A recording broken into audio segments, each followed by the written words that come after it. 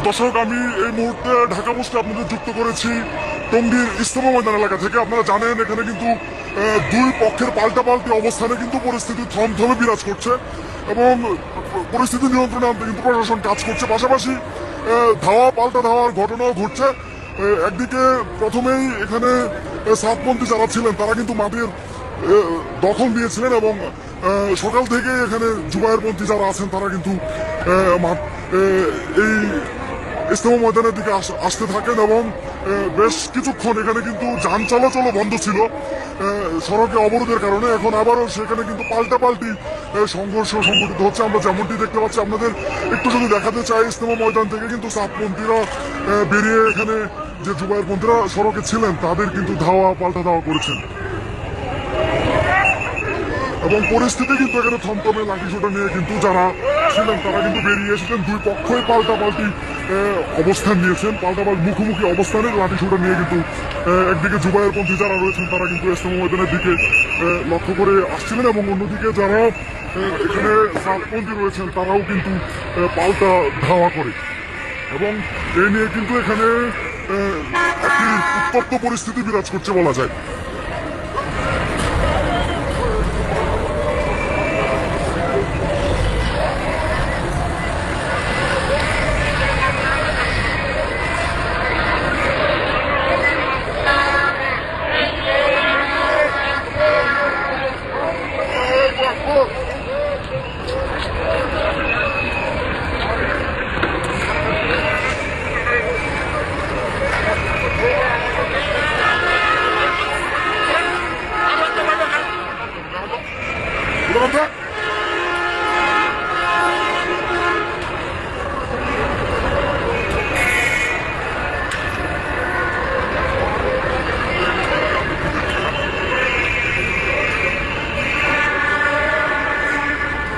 দর্শক, এখনো কিন্তু পরিস্থিতি থমথমে। আইন শৃঙ্খলা বাহিনীর সদস্য যারা রয়েছেন তারা কিন্তু এখানে কঠোর হাতে দমন করার চেষ্টা করছেন। পাশাপাশি আমরা আপনাদের আগেও যেমনটি জানিয়েছিলাম, এখানে কিন্তু থরে থরে যে বিজিবি এবং সেনাবাহিনীর সদস্যদের কয়েক প্লাটুন বিজিবি মোতায়েন করা হয়েছে।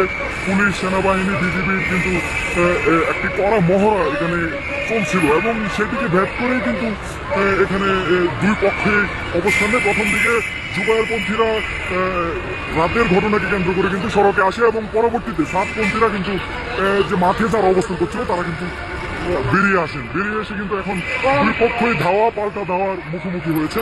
আমরা আপনাদের যেমনটি দেখাতে চাই, এখানে কিন্তু ইজতেমা এলাকায় যে ওভারব্রিজটি রয়েছে, ওভারব্রিজের নিচে কিন্তু দুই পক্ষরই কয়েক দফায় কিন্তু সংঘর্ষ হয়েছে এবং তারা কিন্তু এখানে অবস্থান নেওয়ার পরেই বিশৃঙ্খল ঘটনার সৃষ্টি হয় এবং প্রশাসনও কিন্তু সেটি নিপীড়ন করার চেষ্টা করছে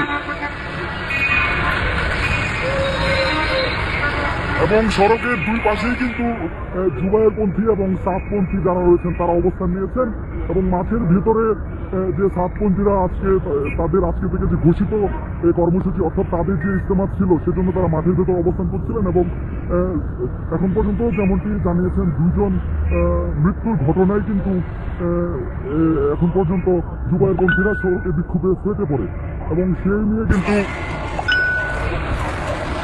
এখন সড়কে দুই পক্ষের অবস্থান নেওয়াতে কিন্তু একটি উত্তপ্ত পরিস্থিতি সৃষ্টি হয়।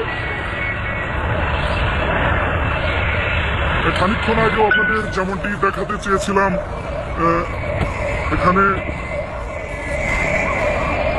দুই পক্ষই অবস্থান নিয়েছেন এবং এখনো কিন্তু দুই পক্ষই পাশাপাশি অবস্থানে রয়েছেন, সড়ক ত্যাগ করেননি কেউ। তবে প্রশাসন সেটি নিয়ন্ত্রণে আনার চেষ্টা করছে। দুই পাশে প্রশাসনের কঠোর ব্যারিকেড যেটি রয়েছে সেটি কিন্তু তারা এখানে জোর দিয়েছেন এবং ইজতেমার প্রতিটি গেটে কিন্তু আমরা দেখেছি যে প্রশাসনের বিজিবি, সেনাবাহিনী এবং পুলিশ সদস্যদের মোতায়েন করা হয়েছে। ইজতেমার বাইরে যে গুরুত্বপূর্ণ এলাকাগুলো রয়েছে, সড়কগুলো রয়েছে, সেখানেও কিন্তু প্রশাসনের লোকজন তাদের অবস্থান নিয়েছেন।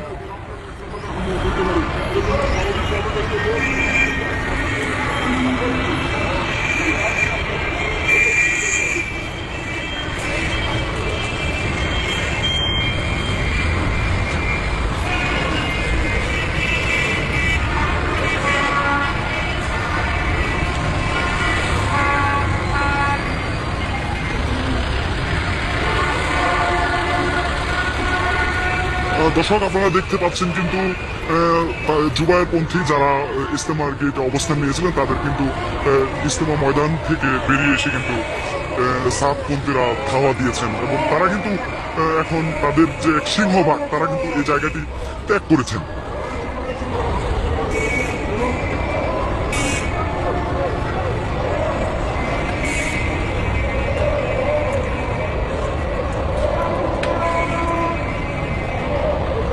দর্শক তারা কিন্তু দুই পক্ষই বিভিন্ন স্লোগান নিয়ে কিন্তু এই ইজতেমার যে মূল ফটকটি রয়েছে সেখানে কিন্তু তারা অবস্থান নেয় এবং অবস্থানের এক পর্যায়ে দুই পক্ষই বের হয়ে সড়কে চলে আসলে কিন্তু এখানে একটি বিশৃঙ্খল ঘটনার সৃষ্টি হয় এবং দফায় দফায় লাঠিসোঁটা নিয়ে সংঘর্ষের সৃষ্টি হয়।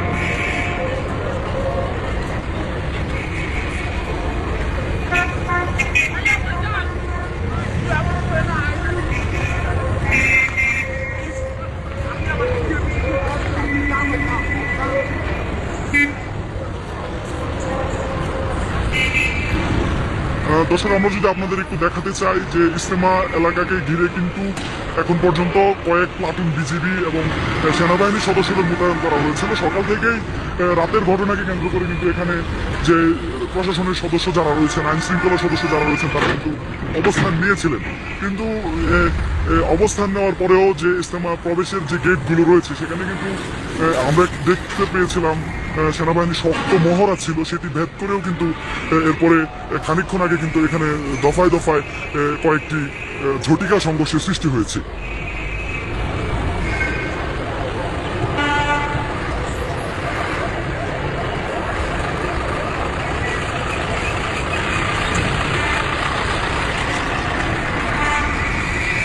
তো দর্শক আপনারা দেখছিলেন ঢাকা পোস্টের ফেসবুক লাইভে।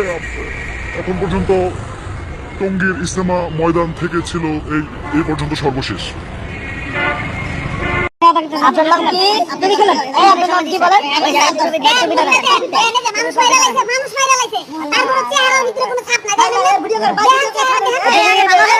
এই মুহূর্তে আমাদের মাঝে আমরা দুইজন সাতপন্থী সন্ত্রাসী বাহিনীর দুইজন অনুসারীকে আমরা এই মুহূর্তে আটক করতে সক্ষম হয়েছি। আমরা টঙ্গী মেডিকেলে আবার অস্ত্র শস্ত্র নিয়ে অস্ত্র শস্ত্র সজ্জিত অবস্থায় এখানে গাজীপুর কার বাসা জানি? আমার আমার আমার কোন বাসা গাজীপুর? কোন জায়গা?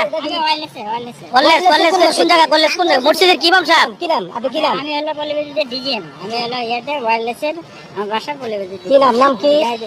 রাতে 3টার সময় এসে নরকীয় তাণ্ডব চালাইলেন আপনারা। তো কি করছে? আপনারা কখন আসছেন? নরক আপনার নাম কি? আপনি লিখলেন? আপনার নাম কি বলেন?